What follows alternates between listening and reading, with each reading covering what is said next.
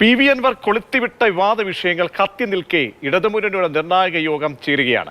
ആരോപണങ്ങളിൽ ഘടകകക്ഷി നേതാക്കളടക്കം പ്രതിപക്ഷത്തോടൊപ്പം വിമർശിച്ചതും ഇന്നത്തെ യോഗത്തിൽ ചർച്ചയാകുന്നുണ്ട്. AK സ്റ്റെഫിൻ ചേരുകയാണ് വിവരങ്ങളുമായി. സ്റ്റെഫിൻ, കുട്ടത്തോടുകൂടിയുള്ള ആരോപണ ശരങ്ങൾ വന്നുകൊണ്ടിരിക്കുന്നു. ഒടുവിലായി RSS ബന്ധം അത് ADGP ഉന്നമിട്ട് വരുമ്പോൾ ഇന്നും CPയുടെ ഭാഗത്തു നിന്നും വലിയ പ്രതികരണങ്ങൾ ഉണ്ടാകുമ്പോൾ ഇന്നത്തെ യോഗത്തിന്റെ പ്രസക്തി എത്രത്തോളമുണ്ട്? പ്രജീഷ്, ഏതായാലും ഒരു നിർണായക ഇടതുമുന്നണി യോഗമാണ് ഇന്ന് നടക്കുന്നത്. അല്പസമയത്തിനകം, അതായത് 3:30 കൂടിയാണ് LDF യോഗം ആരംഭിക്കുക. CPയുടെ സംസ്ഥാന സെക്രട്ടറിയായിട്ടുള്ള ബിനോയ് വിശ്വം അടക്കമുള്ള നേതാക്കളൊക്കെ തന്നെ AKG സെന്ററിലേക്ക് എത്തിയിട്ടുണ്ട്.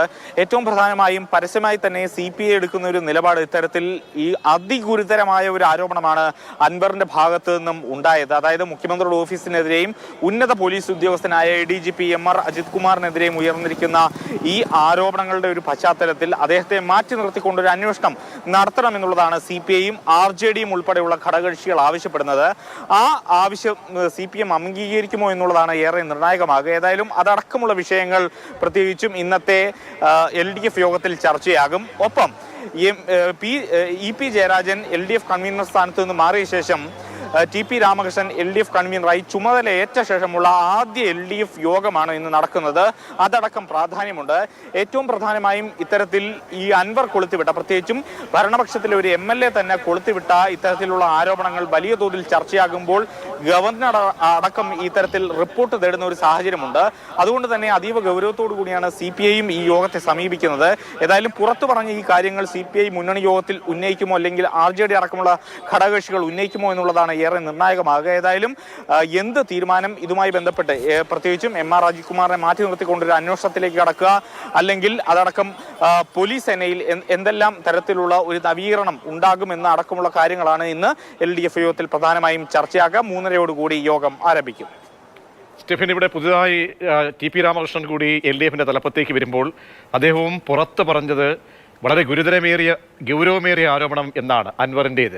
അപ്പോൾ എത്രത്തോളം പ്രസക്തിയോടുകൂടി ഈ വിഷയം കൈകാര്യം ചെയ്യും? പിന്നീട് ഇന്നിപ്പോൾ ഏറ്റവും ഒടുവിലായി നടത്തിയ വാർത്താ സമ്മേളനത്തിലും ഈ പോലീസും RSS നെക്സസ് കൂടി ഉയർത്തുന്നു. പൊളിറ്റിക്കൽ സെക്രട്ടറിക്കെതിരെ പരാമർശങ്ങൾ വരുന്നു. അപ്പോൾ ആ വിഷയങ്ങളൊക്കെ ഇന്ന് യോഗത്തിൽ ഉന്നയിക്കുമോ എന്നുള്ളതാണ് കൗതുകം.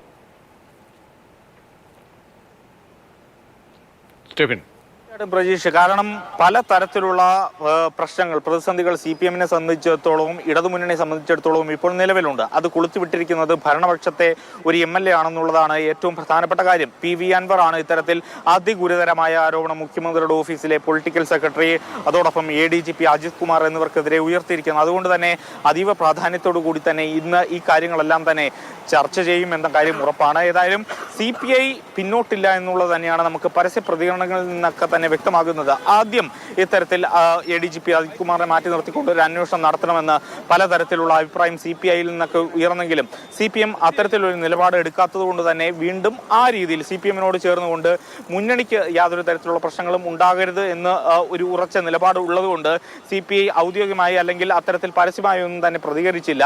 എന്നാൽ വീണ്ടും ഇത്തരത്തിൽ ഒരു പരസ്യ പ്രതികരണത്തിലേക്ക് ഘടകകക്ഷികളെല്ലാം തന്നെ നീങ്ങുന്ന ഒരു കാഴ്ചയാണ് നമ്മൾ കണ്ടത്. പ്രത്യേകിച്ചും CPIയും അതോടൊപ്പം തന്നെ RJDയും എല്ലാം തന്നെ അത്തരത്തിൽ അതിരൂക്ഷമായ ഒരു പരസ്യ പ്രതികരണത്തിലേക്കൊക്കെ തന്നെ കടന്നു. അതുകൊണ്ട് തന്നെ ഇന്ന് മുന്നണി യോഗത്തിൽ അതെല്ലാം തന്നെ ഉയർന്നു വരാനുള്ള സാധ്യത ഉണ്ട്. അല്പസമയത്തിനകം LDFന്റെ യോഗം ചേരുകയാണ്.